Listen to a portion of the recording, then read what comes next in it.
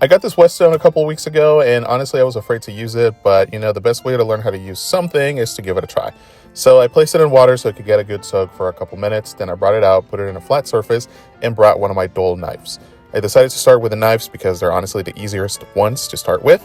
Started going back and forth, doing an even motion, not messing up the angle, and after a couple rubs, I noticed that the slurry changed color, so that told me I was grinding metal.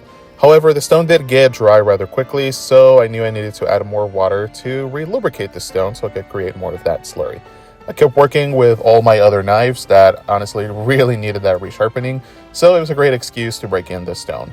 After that, I brought out my slip drop and applied some of the polishing compound to the leather side and decided to give it a nice hone.